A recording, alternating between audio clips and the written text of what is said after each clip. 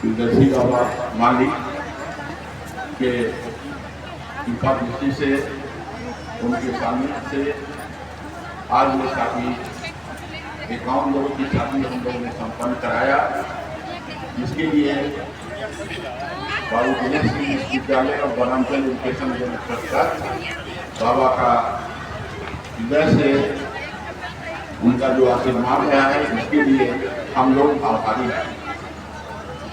इस कार्यक्रम में आज गढ़वा जिला के व्यवहार न्यायालय के प्रधान जिला एवं सत्र न्यायाधीश नलिन कुमार जी उपस्थित होकर बड़ों का आशीर्वाद दिया, उनका भी हम लोग हृदय से शुक्रगुजार हैं।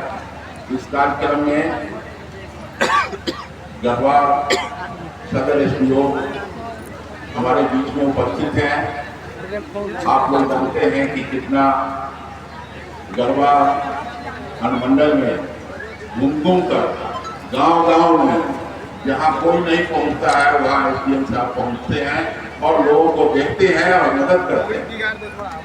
रोज मैं अखबार में देखते रहता हूं कि जहां कोई नहीं पहुंच सकता है वहां हमारे एसडीओ साहब पहुंचकर गरीबों का हाल चाल लेते हैं और उनकी सहायता करते हैं, उनको मदद करते हैं।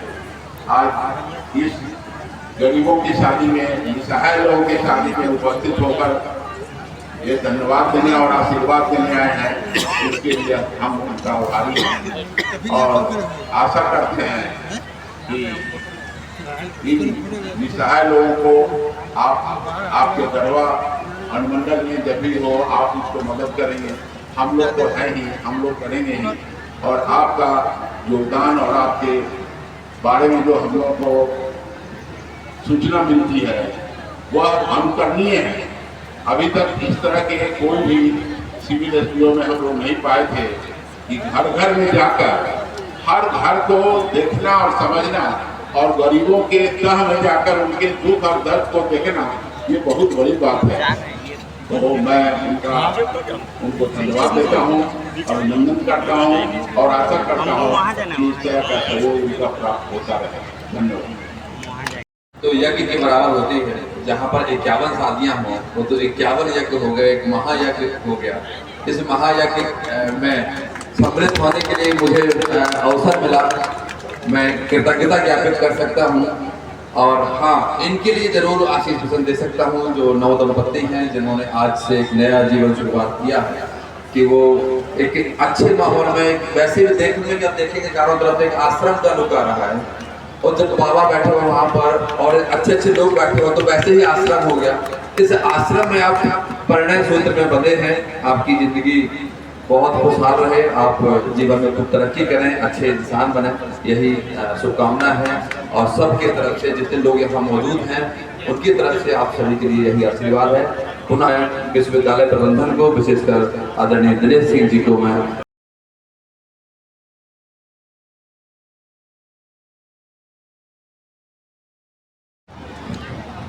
आज बहुत ही अनुकरणीय, बहुत ही विश्वविद्यालय परिवार उसका आने वाला संतान क्या होता है, धर्म को महत्व देने वाला होता है। धर्म के रास्ते पर चलकर जो अपने जीवन पर में बनता है, पाणिग्रहण संस्कार करता है, सरल साध्वी पूर्णमाता वर्णन सभी बूढ़े बुजुर्गों की उपस्थिति में, संत महात्मा की उपस्थिति में, अच्छे वातावरण में मंत्रोच्चार के साथ बनता है, उसका जीवन में आने वाला संतान क्या होता है?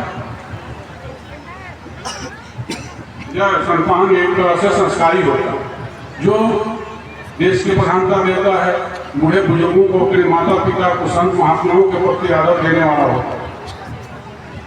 इसलिए ऐसे जो है वातावरण में करने से आपकी पीढ़ी जो आगे बढ़ेगी वह देश के लिए, समाज के लिए, राष्ट्र के लिए सोचता है और उसमें चरित्र होता है। और जो धन को जिसका प्रधानता दिया जाता है, दहेज लेकर के और उन शादियों में बहुत अपव्यय किया जाता है, वह अपव्यय, धन का जो अपव्यय है, धन को प्रधानता देने वाली शादी में होने वाली संतान धन को प्रधानता देती है, माता पिता का अनादर, संत महात्मा बूढ़े बुजुर्गों का अनादर और देश के प्रति न करते हुए सिर्फ धन कमाना उसके जीवन को उद्देश्य होता है। वह किसी भी प्रकार में गलत से गलत घटिया कृत्य भी करके धन कमाना चाहता है, धन की अवस्था है, समाज में आवश्यकता है, मैं भी मानता हूँ, लेकिन हमारे ऋषि महर्षियों ने क्या कहा है कि धर्म और काम मोक्ष। धर्म के साथ तुम धर्म को जोड़कर रखोगे तो अधर्म तुम्हें भटकने नहीं देगा, क्योंकि धर्म हमें बताता है कि क्या अच्छा है, क्या बुरा है, क्या करने योग्य है, क्या नहीं करने योग्य है, क्या सत्य है, क्या असत्य है। और इसी सत्य और असत्य के चक्कर में हम लोग बन करके भटक जाते हैं, भ्रम में फंस जाते हैं, और भ्रम ही मनुष्य के दुख का कारण होता है, तो अज्ञान ही मनुष्य के दुख का कारण होता है।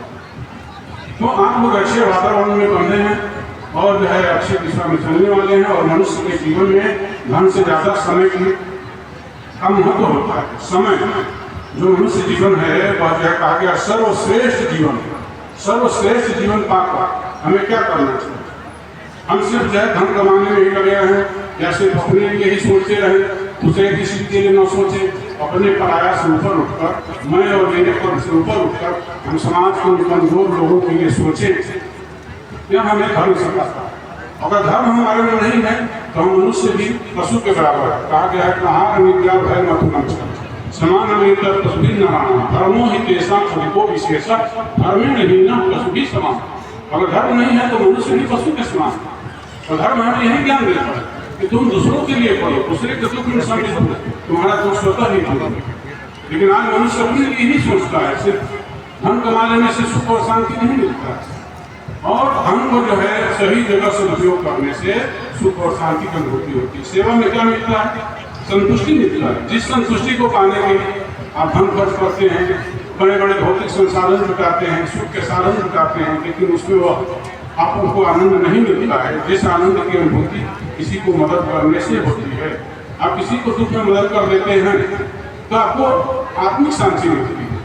अब देख लीजिएगा जीवन में कभी भी किसी को आर्थिक रूप से, मानसिक रूप से, शारीरिक रूप से किसी भी प्रकार उसके दुख सुख में उपस्थित हो, आप हाथ पटाते हैं तो क्या करते हैं? 10 लोग उसकी प्रशंसा भी करते हैं।